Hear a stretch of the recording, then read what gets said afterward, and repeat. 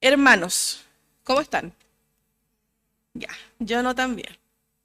Sí, se los voy a confesar. Hoy no tengo. ¿Esto es una cámara? Sí. Amigo, ¿me puedes ayudar a correrla un poquito para atrás? Yo sé que quizás está todo cuadrado, pero lo voy a necesitar.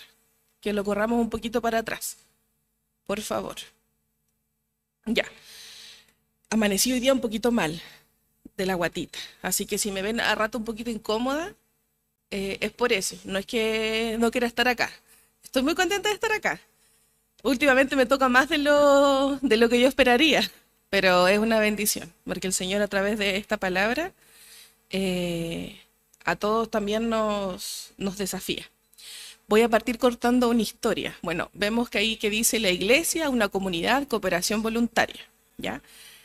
Les voy a contar primero la historia de cómo llegamos a esto, a esta una cooperación voluntaria, en contexto de la iglesia, de nosotros, ¿ya? Nosotros llamados a tener una cooperación voluntaria. ¿No está el pastor? ¿Está presente? Ya, qué bueno, porque no quería que estuviera porque me pongo más nervioso. Listo, ya. Miren, chiquillos, cuando me puse a estudiar la palabra, el estudio del día de hoy, como que me puse a leer así las directrices, el versículo, y decía, ya, pero esto es algo que quizá como que todos sabemos, todos conocemos. ¿Cómo yo voy a explicar algo que yo creo que todos sabemos? Y me quedé sin palabras. Y algo difícil en mí, quedarme sin palabras. Entonces dije, ¿cómo voy a explicar algo que todos sabemos? ¿Les ha pasado que se quedan sin palabras de algo lógico o de algo obvio? ¿Cómo explicar algo obvio? Bueno, sobre eso se trata lo de hoy día, pues, explicar algo que cuando yo lo estaba leyendo yo decía, pero esto es algo, bienvenidos, esto es algo que todos sabemos, esto es algo que todos tendríamos que hacer. Entonces, se me ocurrió traer el ejemplo que es súper cercano. Mi mamá se levantó hace poquito a agradecer porque ella estaba acá. Me parece que llevaba como unas 2 o 3 semanas que no venía, estaba enferma. Y les voy a explicar sobre eso. Mi mamá estuvo aislada una semana. La paciente cero, como si tuviese COVID, la aislamos en la pieza. ¿Por qué? Porque se venía la vigilia, la semana pasada la vigilia de jóvenes. Entonces, habían muchas semanas dedicadas, hermano, muchas horas de sueño dedicadas, tiempo, inversión, mucho tiempo. Y yo soy media maniática también, entonces yo me preparo no con una semana, con semanas de anticipación, las cosas que pensar, cómo vamos, hasta cómo voy a ir vestida, yo ya tenía todo planificado. Y no tenía planificado el enfermarme, obviamente. Y tenía a la paciente cero ahí, el caso radiactivo latente en mi casa. La Fernanda, como ustedes ya saben, para mí es una enfermera, dijo ya, fácil, le vamos a designar una losa, le vamos a designar una pieza, su pieza tiene baño, no sale. Ella estaba como gato así engrifado las cortinas. Quería puro salir, hermano. No puede salir. Paciente cero, aislada 100%. Comida especial. ¿Es verdad? Es verdad. Difícil sería si yo me levantara a poner acá a decir mentira. Pasa lo siguiente. Teníamos las cosas de la vigilia, que eran muchas, y teníamos a una paciente que pasó de ser paciente a ser regenta. Tilín, tilín, tilín, la bandeja, por favor. Tilín, tilín, la oncecita. Y entre las cosas que hacíamos, las normales de la casa, las cosas de la vigilia y la paciente cero, con cuidados especiales, yo estaba pero colapsada.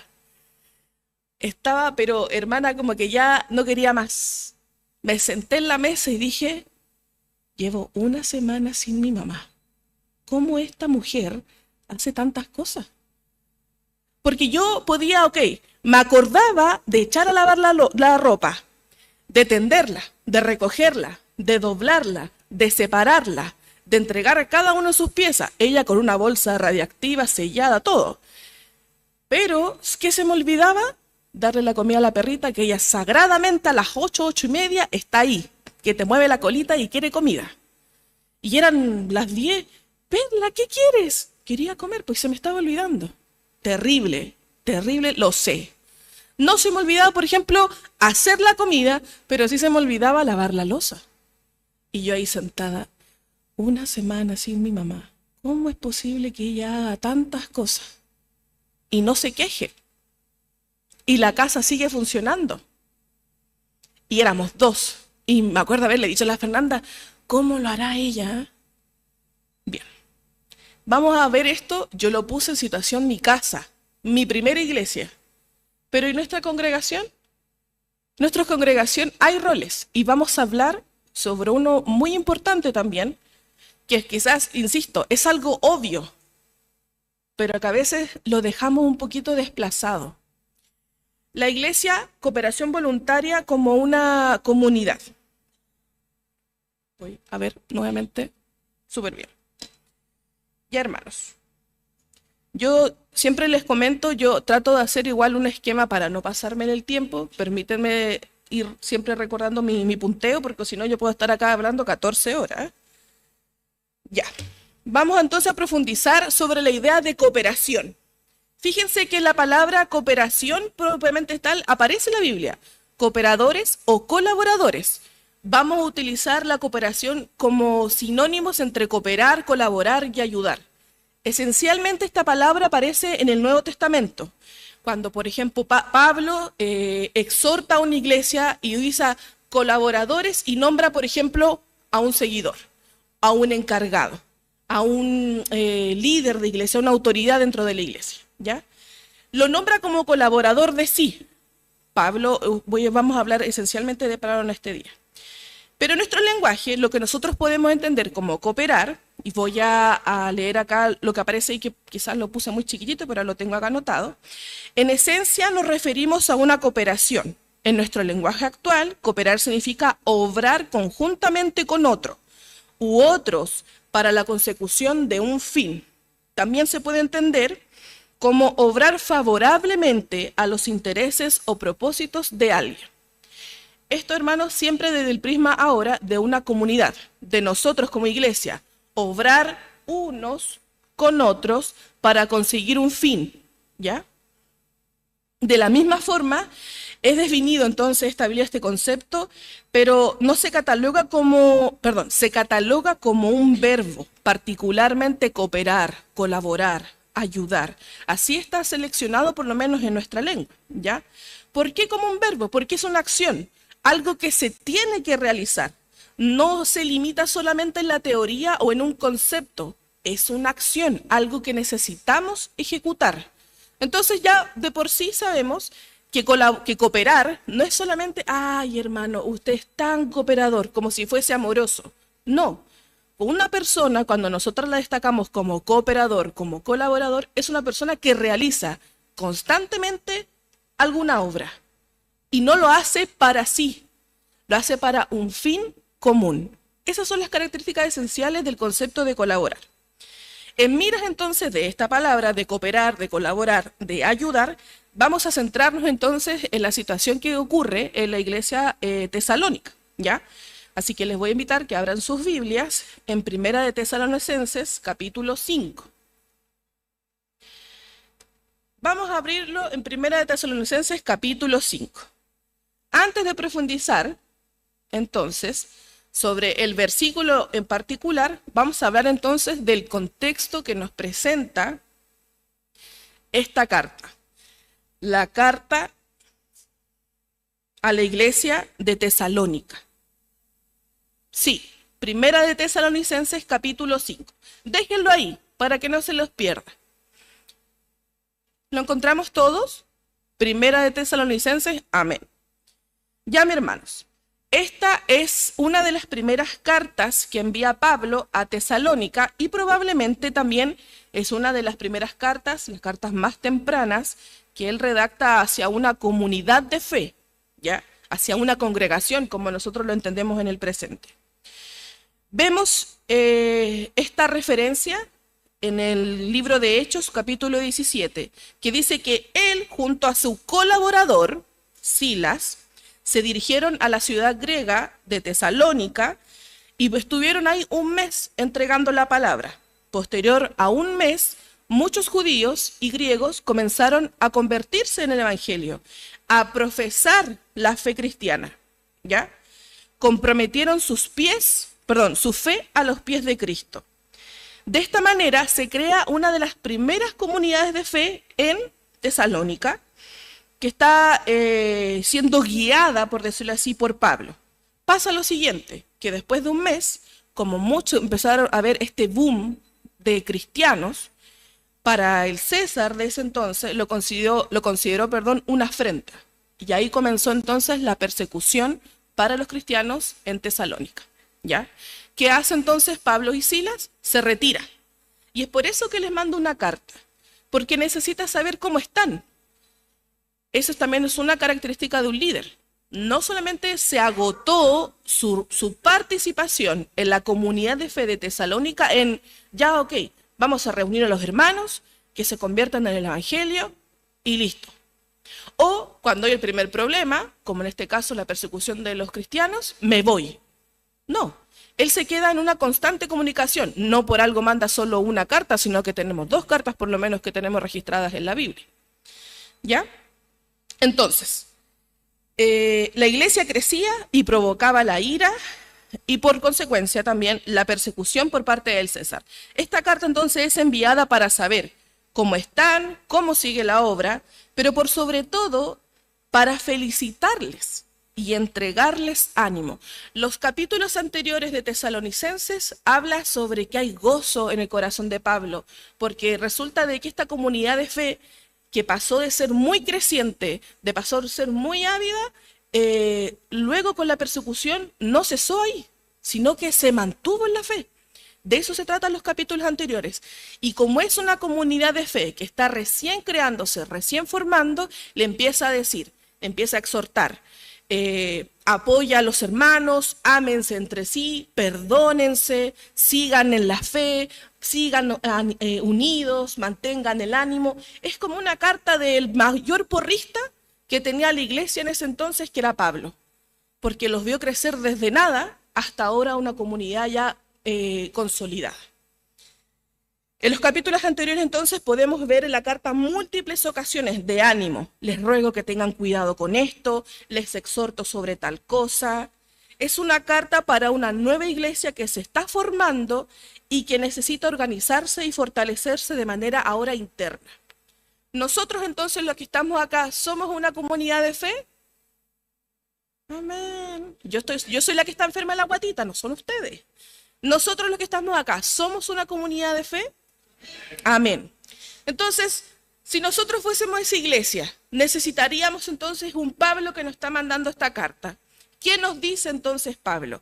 Nosotros nos vamos a centrar entonces en el ejemplo que Pablo le entrega a la iglesia de Tesalónica y le instruye en las últimas palabras. Así que nosotros nos vamos a centrar particularmente en Primera de Tesalonicenses, capítulo 5, versículo 12 y 13. ¿Ya? De eso se va a tratar particularmente lo del día de hoy. Para abajo. Ahí lo puse. Dice, versículos 12 y 13. Os rogamos, hermanos, que reconozcáis a los que trabajan entre vosotros y os presiden en el Señor y os amonestan, y que los tengáis en mucha estima y amor por causa de su obra, tened paz entre vosotros. Entonces, hermanos, tenemos a una iglesia que está creciendo, tenemos una comunidad de fe que se está formando. ¿Qué hace Pablo? Durante los capítulos anteriores los anima y los felicita y les agradece y que sigan así. Y luego dice, hay personas que han estado a cargo de esta comunidad de fe cuando yo me fui. Muchas gracias.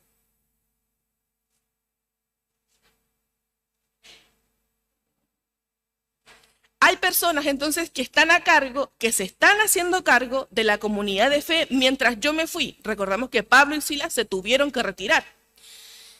¿Qué pasa entonces? Hubo personas que quedaron a cargo, ¿ya? Y les dice particularmente, los felicito a ustedes, a toda la comunidad de fe. Les agradezco por seguir acá. Les agradezco no solamente porque siguen acá, sino porque han ido a otras personas. Pero ¿saben qué? Probablemente estamos dejando un poquito de lado a las personas que están trabajando. Probablemente estamos dejando un poquito de lado y no estamos dándole el cariño, el apapacho necesario a las personas que están a cargo de ustedes. Porque Pablo y Silas ya no están. Entonces, necesariamente tenía que haber personas que estuvieran a cargo y que reemplazaran quizás las primeras labores que estaba haciendo Pablo y Silas. Entonces vamos a ver las iglesias que cooperan, porque recuerden de que este estudio se trata sobre una cooperación voluntaria.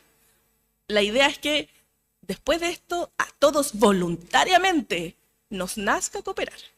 Entonces, las iglesias que cooperan, ¿qué hacen? Reconocen y sostienen a los pastores. Trabajan en virtud de un reconocimiento y un sostenimiento pastoral. Esta comunidad que estaba creciendo y que quizás no era del todo consciente de que se estaba formando una iglesia propiamente tal, nos entrega entonces un mensaje claro. Es que en ella existían personas con autoridad, que estaban a cargo de la congregación. Personas que realizaban labores diarias y constantes. Cuando revisé la Biblia, en este pasaje me fui a... Esta es una maña que me enseñó mi amigo Robinson, a revisarla en el idioma, en griego. Dice que trabajan afanosamente. No sé griego, así que no voy a decir la palabra en griego, pero sí les voy a decir la traducción. Nosotros, nuestro lenguaje dice que trabajan. Fíjense que la palabra original implica un trabajo afanoso entre nosotros y que presiden, como una guía diaria. Es Pablo entonces el primer líder que tiene esta iglesia y quien les mostró el mensaje de salvación. Sí, perfecto, pero ya no estaba. Entonces, este mensaje, ahora después de la salvación, tiene que entregar las herramientas básicas y fundamentales para tener ahora una iglesia sana. Eso es lo que buscaba Pablo. Porque fíjense que la realidad de esa iglesia era una iglesia nueva, una iglesia que crecía muy rápido, pero que estaba siendo perseguida. Era muy fácil de caer, era muy fácil negar su fe. ¿Qué hacemos entonces? No sirve para nada crear una iglesia y dejarla abandonada. Pablo, a través de esta palabra, dice, para crear una iglesia sana, para que se mantenga una iglesia sana, esta iglesia tiene que cumplir con ciertas cosas. Una de ellas, para tener una iglesia sana, es reconocer a los que trabajan afanosamente y sostenerlos en su labor pastoral. El reconocimiento de la tarea y ministerio que los miembros realizan, o sea, esa comunidad de fe, ese reconocimiento que la comunidad de fe debe tener respecto, en nuestro caso, por ejemplo, en nuestro presente, sobre un pastor, sobre el pastor. Este reconocimiento no entendiéndolo como una exaltación, no entendiéndolo como una alabanza o adoración. Pues nosotros no adoramos a nadie más, sino al único Dios. ¿Amén? Bien, estamos acá. Sino se trata de reconocer una tarea con el fin de brindarle apoyo.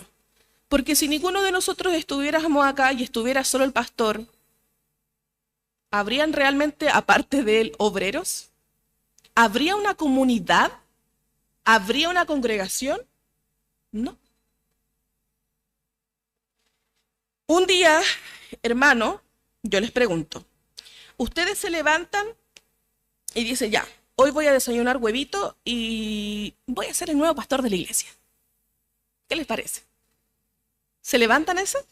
Hermanos, ustedes se levantan y dicen, ya, hoy día voy a saludar al perrito, voy a saludar a mi hermano, a mi hijo, buenos días, y voy a desayunar, darle un abrazo a mi esposa y voy a ser el nuevo pastor de la iglesia. ¿Lo ha pensado? ¿Lo ha hecho? ¿Alguien de aquí lo ha pensado? ¿Lo ha hecho?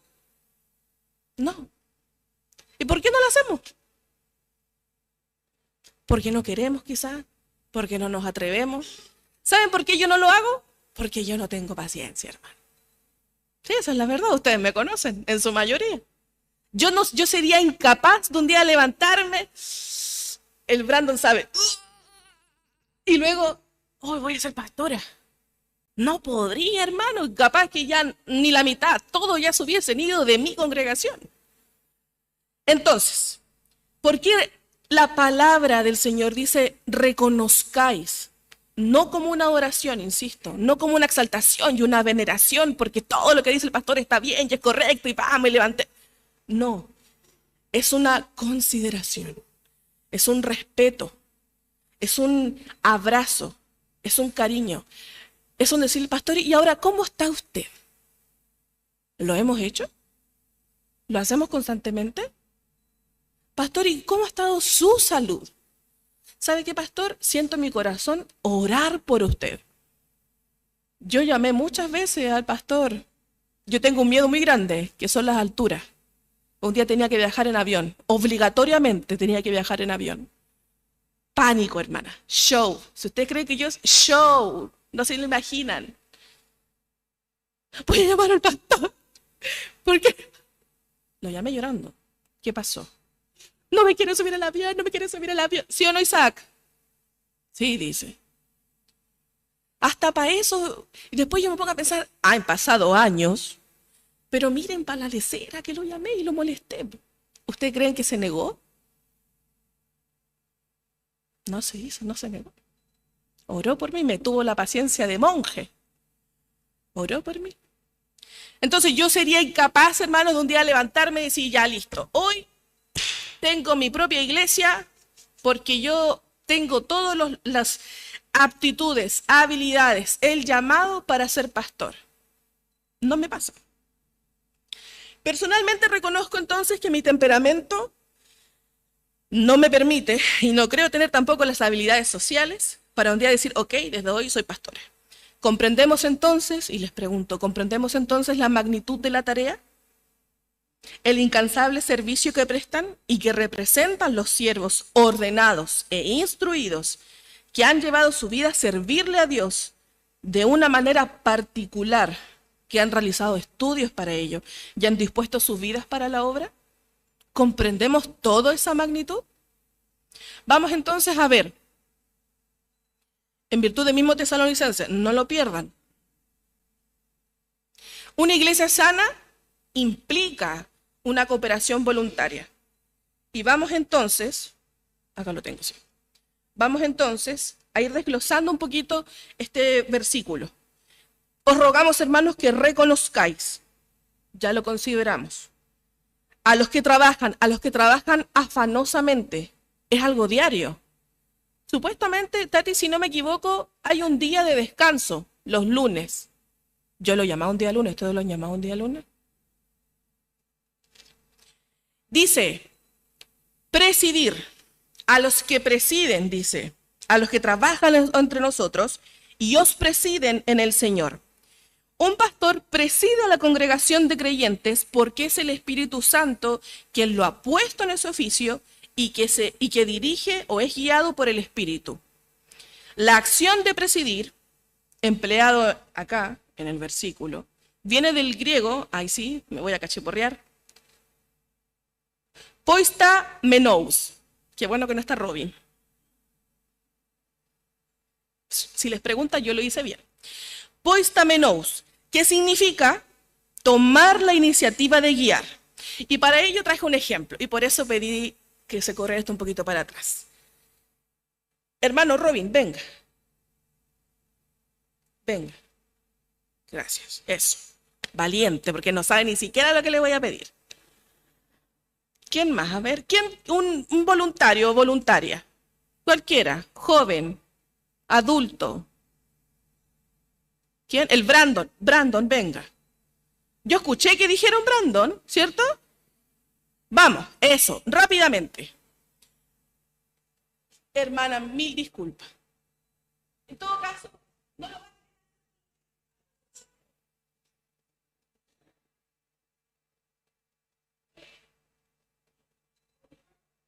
Sí,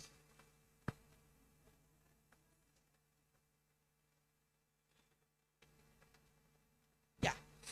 Sí, una silla acá, otra silla al lado, ahí, ya, y otra silla un poquito más allá. No, solo... Ya. Vamos a hacer lo siguiente, hermano. Venga, Brandon. Este es mi guerrero, ¿ah?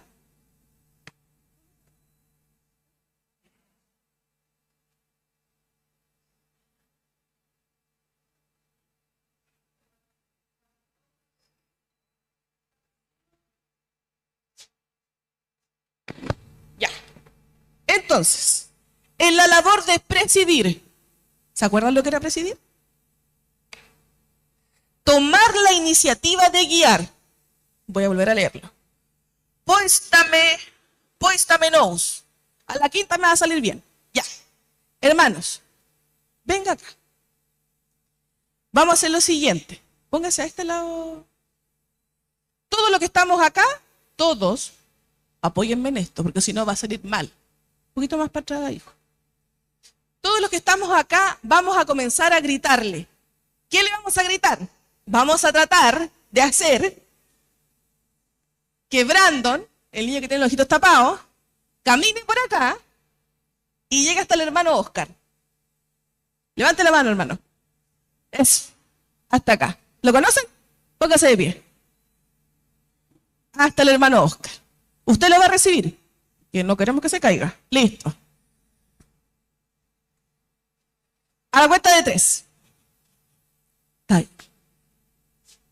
¿Está bien? Listo. ¿Comprendieron? Vamos a gritarle. Él solamente lo va a escuchar a ustedes. Usted se queda calladito. Aquí nomás. Ya va a tomar una participación protagónica. Para que el hermano llegue hasta donde está el hermano Oscar y lo reciba el hermano Oscar. ¿Sí? Vamos, a la cuenta de 3. 1, 2 y 3.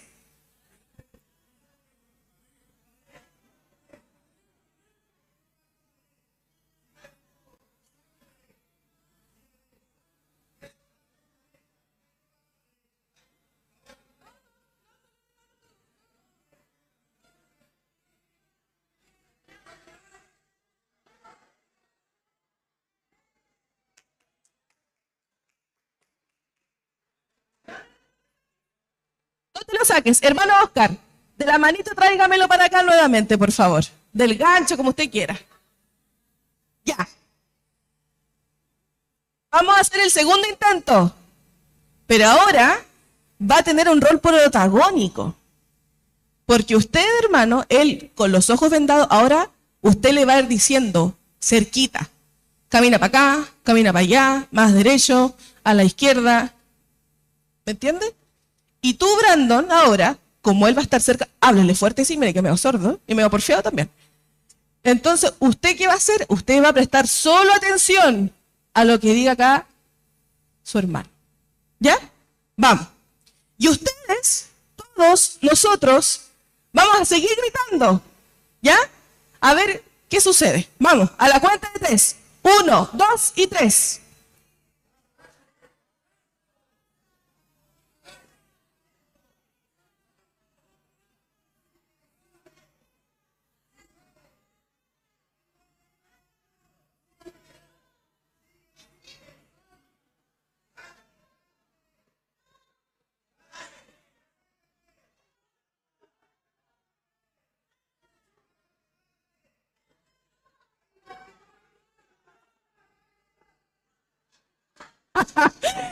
Muy bien, gracias mis hermanos.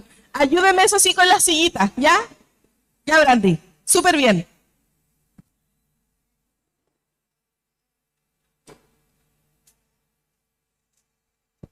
Ya. ¿Se acuerdan lo que estamos hablando? ¿Sobre qué? Sobre presidir. Poistameneus. Ahora sí salió mejor, ¿o no? Voy a la cuarta. Poistameneus. La quinta, salió bonito. Poistameneus es una acción. ¿Cuál acción? La de tomar la iniciativa de guiar. Eso es presidir, no es ordenar. ¿Saben cuál fue la diferencia? En la primera, Brandon tenía muchas voces.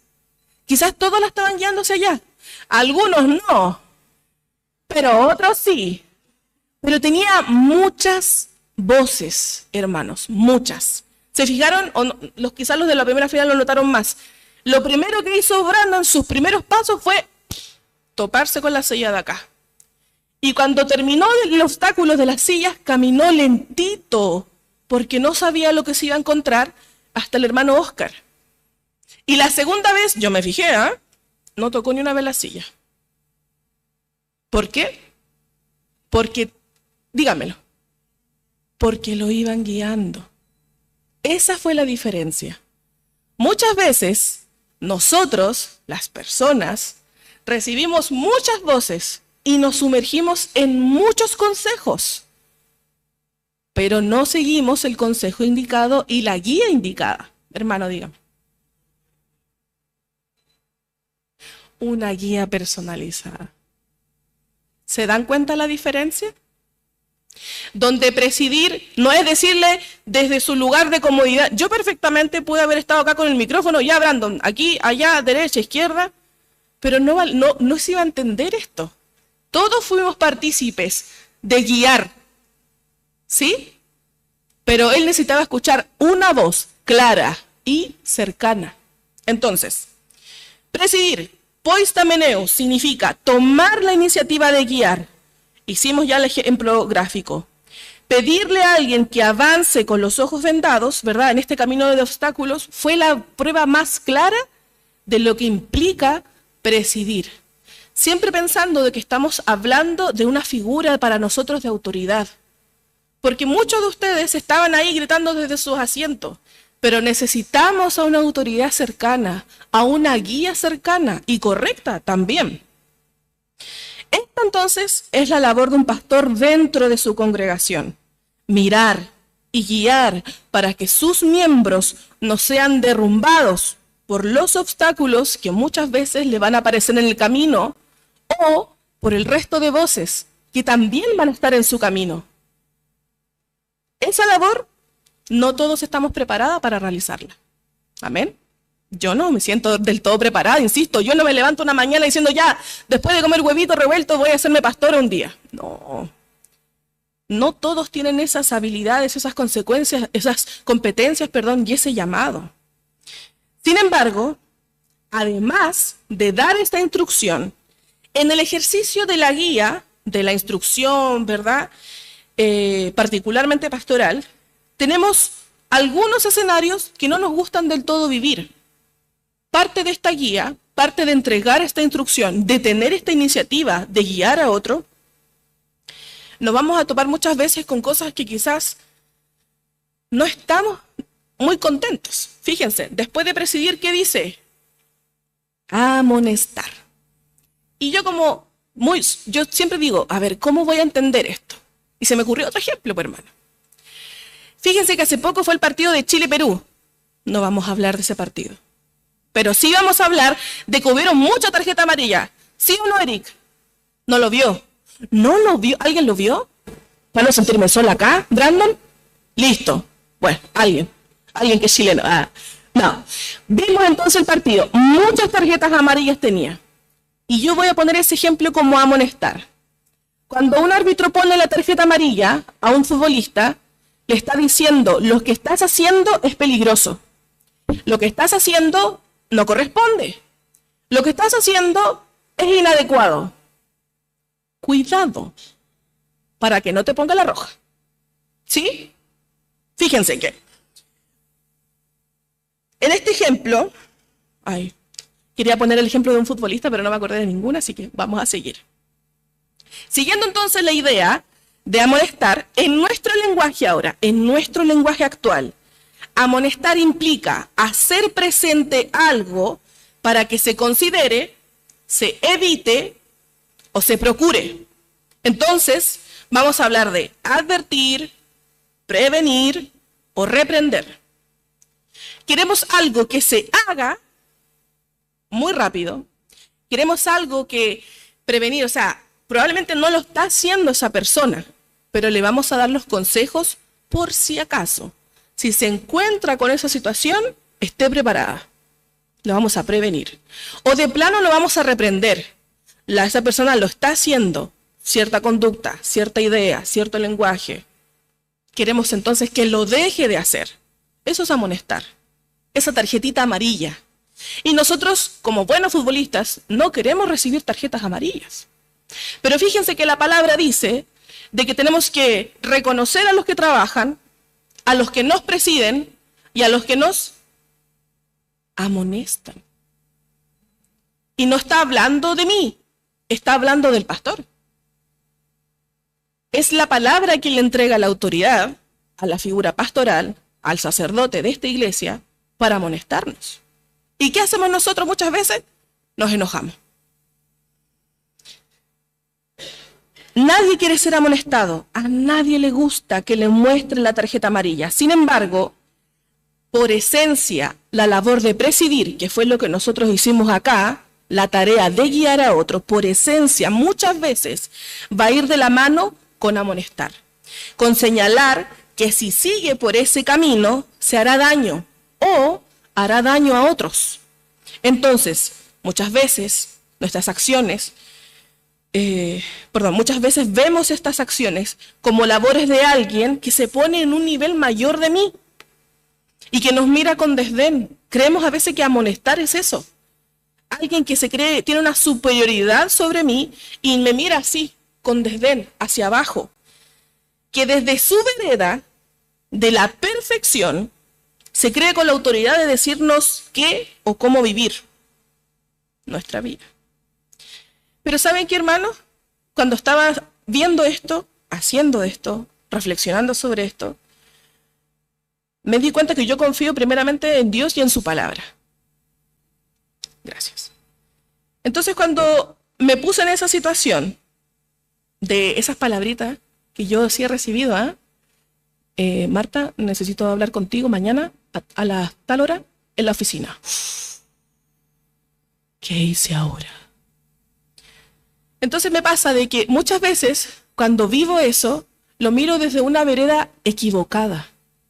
¿Sabes cuál es la vereda correcta? El amor. Y lo miramos desde qué vereda? Desde el egoísmo, desde el yo hablando. Muchas veces hay un corazón avergonzado, muchas veces hay un corazón herido, que dice de que no quiero ser amonestado, porque insisto, esa persona que me va a amonestar está desde una vereda de superioridad. Pero yo les voy a decir una cosa, que si ustedes no los tenían del todo claro, no lo sabía, ahora este mito va a ser derribado. Nuestra iglesia no es jerárquica, no es episcopal. Nuestra iglesia no tiene a un pastor supremo y luego estamos todos nosotros, no sé qué figura relacionarlo. Nosotros vivimos en una comunidad. ¿Recuerdan la primera diapositiva? Es una iglesia. La iglesia es una comunidad de fe, donde prima o debe de primar el amor.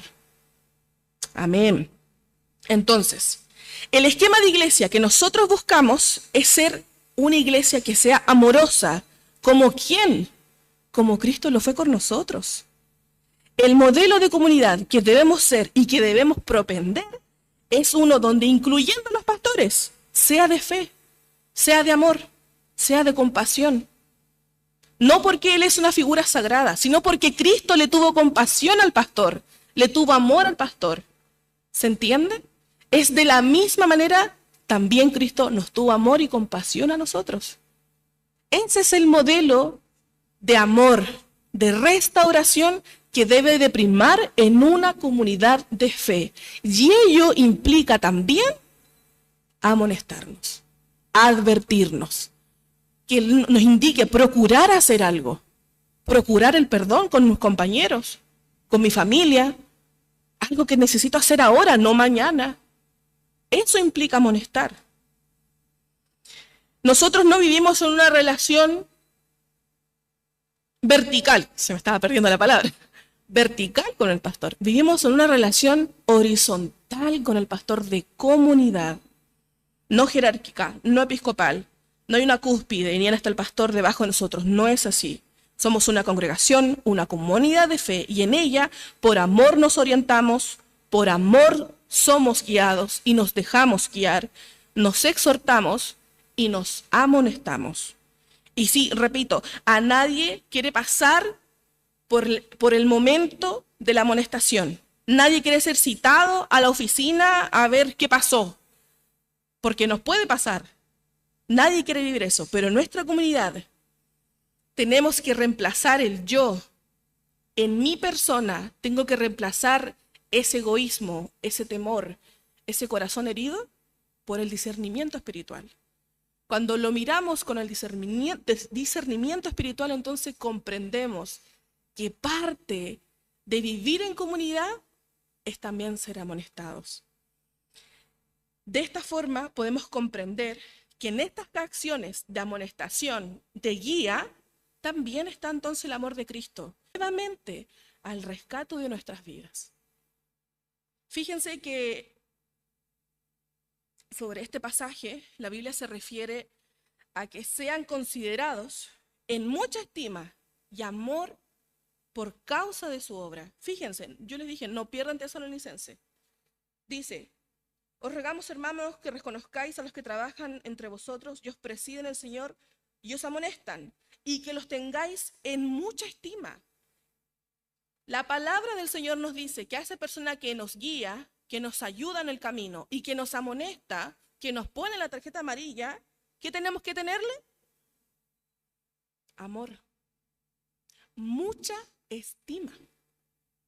No nos dice, pucha, anda, enójate, ándate a la casa, pégate el show, no sé. Habla mal del pastor. Dice, ok, si te amonestan, tenlo en mucho más amor y en mucha más estima. Porque esa labor que hace también es reflejo de Cristo. Eso es lo que nos dice la palabra. No somos llamados cuando somos exhortados a enojarnos, sino a amarlos juntamente con recibir la amonestación. Amarlos aunque no estemos del todo de acuerdo con lo que nos dice o hace. Fíjense, no nos dice la Biblia, digan a todo lo que dice el pastor sí, o estén siempre de acuerdo con él. Tampoco no nos dice eso. Nos dice que la labor que él cumple, por la labor que él cumple, tenemos que amarlo y tenerlo en mucha estima. Eso nos dice. Y ahí nuevamente muchas veces va a chocar con nuestra perspectiva, con nuestro yo, con nuestros planes, lo que yo creo necesario, suficiente, adecuado para vivir mi vida a mi estilo. Entonces, nos reposamos sobre nuestra propia confianza, ¿verdad? Tampoco dice, confíen en ellos por cómo hablan, por cómo visten, por cómo lo que tienen, tampoco. Solamente dice que depositemos nuestra confianza primeramente en Cristo Jesús, en su palabra, y en que el pastor, el encargado de la iglesia, es ubicado y ordenado dentro de la iglesia como siervo, como guía de la iglesia, de la congregación. Esa es nuestra confianza, no en la persona. Y si me soy más específica, no en Abraham, no, sino en Cristo, de que es Cristo quien lo ordena, quien lo declara siervo y lo pone como guía de la congregación. Esta es nuestra confianza. No si hoy día el pastor viene con una chaqueta más o una chaqueta menos. No, confiamos primeramente en que es Cristo quien lo guía a él primero para quizás también guiarnos a nosotros, para amonestarnos a nosotros. Las iglesias, creo que me quedé atrasada. No, vamos bien. Las iglesias que cooperan, segundo punto. Primero, las iglesias que cooperan, ¿qué hacen? Reconocen, quizás no les di el énfasis necesario, reconocen y sostienen a su pastor. Con el reconocimiento va la amonestación y la guía. Una iglesia entonces que coopera ahora, expande y financia la obra y sustenta a su pastor. Vamos a ver entonces, les voy a invitar que hablen nuevamente a su Biblia, en 1 Corintios 9.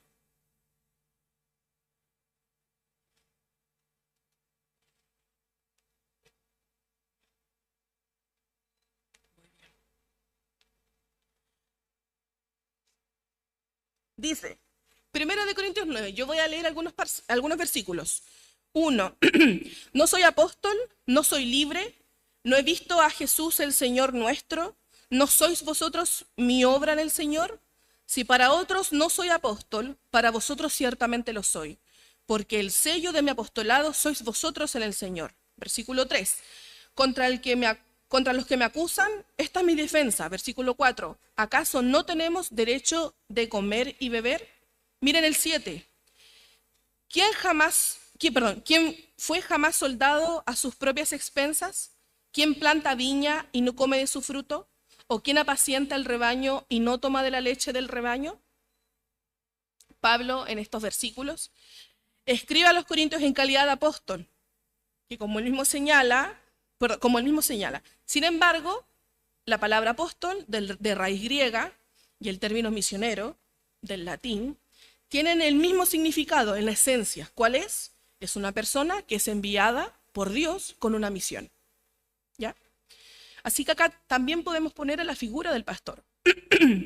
Este mensaje muestra o se refiere a una controversia que está teniendo no solamente Pablo, porque Pablo no solamente está haciendo su defensa para sí, sino que se refiere también a los ministros, a los pastores, a los apóstoles, a los misioneros, que estaban pasando probablemente por una diferencia con un hermano de la iglesia de Corintio, porque esa persona no estaba de acuerdo con que se les ayudara financieramente, económicamente a los siervos.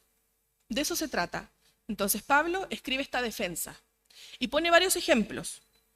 El ejemplo que pone, por ejemplo, en este caso, dice, ¿acaso nosotros no tenemos derecho a comer, a beber, pónganse ustedes, a vestirse, a sostener a sus familias? Y pone el ejemplo del soldado. Un soldado que trabaja, que va a la batalla, que va a la guerra, ¿cómo se va a sostener si está guerreando?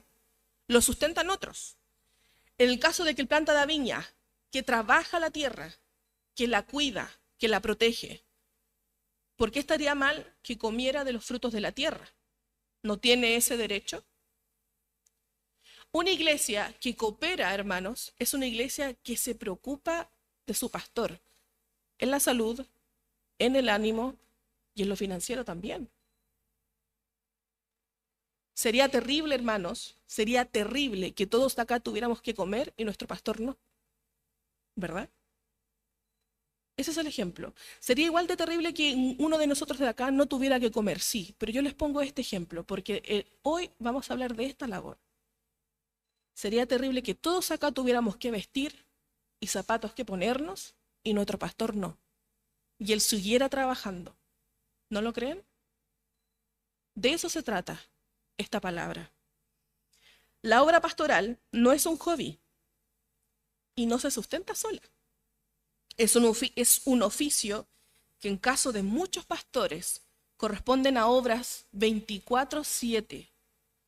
¿Cómo entonces se van a sostener los siervos de Dios, a sus familias, a sus gastos, a sus ropas, sin el apoyo y el financiamiento de su congregación? ¿Cómo entonces seríamos nosotros retribuidores del amor que Él nos demuestra, gracias a lo que Él también recibe de Jesucristo, a ese amor que Él recibe, si nosotros no hacemos lo mismo con Él? ¿No estaríamos fallando en algo? ¿No estaríamos entonces no entendiendo el mensaje?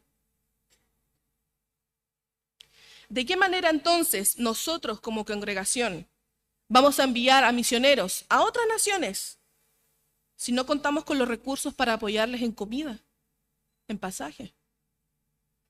Muchas veces, cuando fui pequeña, cuando fui adolescente, quizás ya no lo escucho tanto ahora, honestamente. Pero cuando hacían pasar a los niños, cuando pasábamos nosotros cuando éramos niños, los hermanos que coordinaban o hermanos cualquiera de la iglesia decían, acá están los futuros pastores y los futuros misioneros de la congregación. De aquí van a salir los que van a ir a otras naciones. ¿Y con qué recursos? ¿Trabajamos sobre el aire? ¿No? Es muy hermoso tener ese espíritu, es muy hermoso tener ese sueño, ese anhelo, ese querer. Pero ¿cómo los vamos a sustentar? ¿Los mandamos afuera, pero no los apoyamos? Y no estoy desmereciendo las oraciones, no estoy desmereciendo los mensajes, las llamadas, los WhatsApp, no. Estoy hablando de un factor igualmente elemental, como es sostenerlos.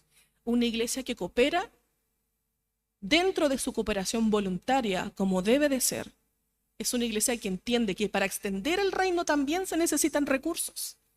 Claro que sí. Y no estoy diciendo de que Dios no es el Dios, el dueño de la plata y del oro, y si Él quiere hace milagros y los va a sostener, no. Pero creo que Cristo también nos manda a nosotros demostrar su amor de esa forma. Es parte de comprender el mensaje el que nosotros también somos llamados a poner esa cuota. Hay una palabra que dice de un hombre que tenía talentos y los escondió. Otro tenía talentos y hizo algunos, una parte, los multiplicó. Y otro lo entregó todo y lo multiplicó todo. Yo siento que acá es lo mismo. De la misma manera, hermanos. ¿Saben ustedes de que desde el tiempo de Moisés y después desde el tiempo de Moisés y hasta el día de hoy, y después de los tiempos de Moisés, los sacerdotes y los levitas recibían de su ministerio lo necesario para vivir? De igual manera, el ministro del Evangelio debe de recibir lo necesario para satisfacer sus necesidades. El que nosotros vivamos en el Evangelio, para ellos implica un vivir del Evangelio. Y con mucho cuidado, con mucho cuidado y respeto también señalo esto.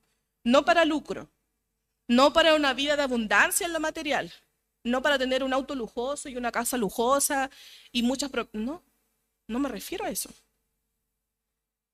Él nos enseñó que algunos ponen una parte de sus talentos, pero hay otros que ponen todos sus talentos para la obra. Nosotros somos llamados entonces no solo a ser sostenedores del pastor, de los miembros que están a cargo de la congregación, no solamente a ser sostenedores de ellos de brazos en oración, sino también en lo económico, hermanos. Y de esta manera, nosotros también ayudándoles a ellos, les estamos reconociendo. ¿Se acuerdan lo que decía Tesalonicense? Os ruego, hermano, que reconozcáis a los que trabajan en la obra. Nosotros al también hacer esto, somos una iglesia sana, somos una iglesia que coopera y somos una iglesia que reconoce, estima y ama a su pastor. Amén. Amén.